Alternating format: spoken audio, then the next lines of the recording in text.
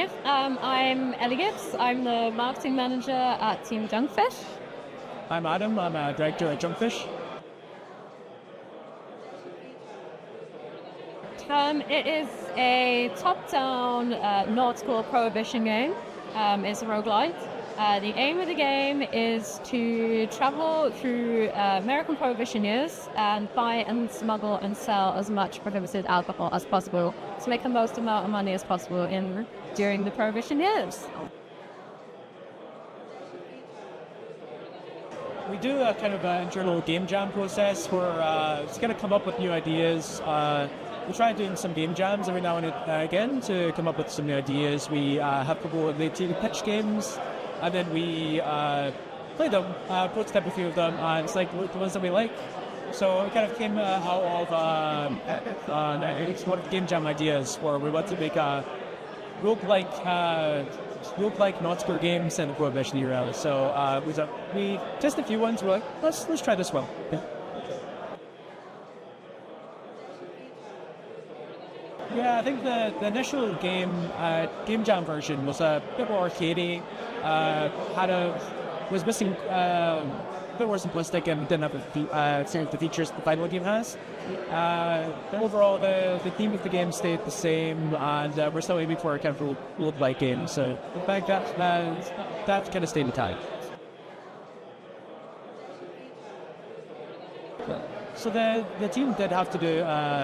That we're working on it did have to do a bit of research on it, but we also took some creative liberties as well. Like at the end of the day, it's supposed to be a fun and cartoony, stylized Prohibition game, not take yourself too seriously. So there were kind of some creative liberties taken. Tried to look at some historical events that happened during the time period as well. But overall, it's not strictly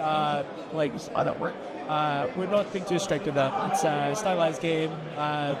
Different. We are prioritizing fun over kind of historical accuracy, but we do a bit of research there. Well, I'm not entirely sure. I think we took some. We wanted to have a more diverse cast of captains, so we did take some inspiration. But I think again the priority is like going for kind of interesting characters rather than realistic or historically accurate captain the same.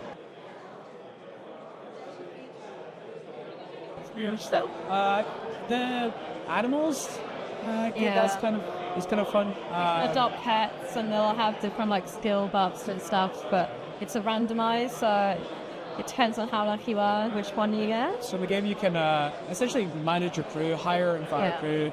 The crew also extends to pets, so I like animals. Animals are cute. Be able to bring on a cat. Unfortunately, not. They are.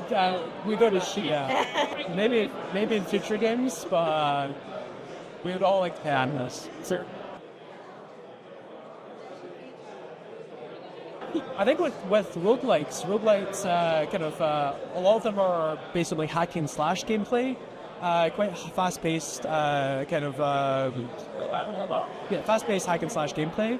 Whereas whilst we're essentially taking the route of being a nautical kind of bike-selling trading game as well. So that's a bit of a challenge to kind of translate the trading elements into a roguelike kind of structure. So I think that was kind of that's kind of what makes it unique as well. It's like compared to a hack and slash roguelike, as a kind of buying and selling, trading, and smuggling elements. So not kind of blending the two genres together.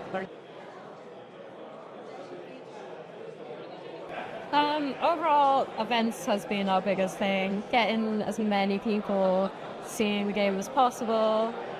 We talk about it all the time on social media. We know getting wishlists can be hard as a smaller indie company, but we found ads do work. We know not everyone has the budget to put behind ads, but they do work, so if you can do them, absolutely should. But so far, our biggest thing has been events. And making video content as well, that's been the best thing for us.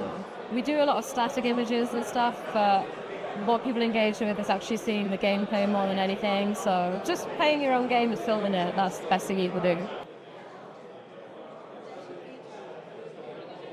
This is It's a hard-hitting question.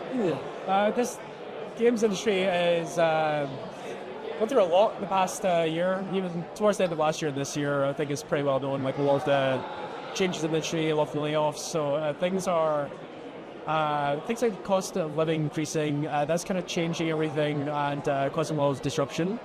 So trying to adapt to that. Kind of a lot of companies are also kind of looking at how they work and seeing if they want to continue working that way. So there's a lot of changes and kind of like things moving around, and I think the dust is still settled to see what happens at the end of it. But there's a lot of things changing, and just trying to keep track of like what's happening is just try not to be affected by it and just try to manage things well.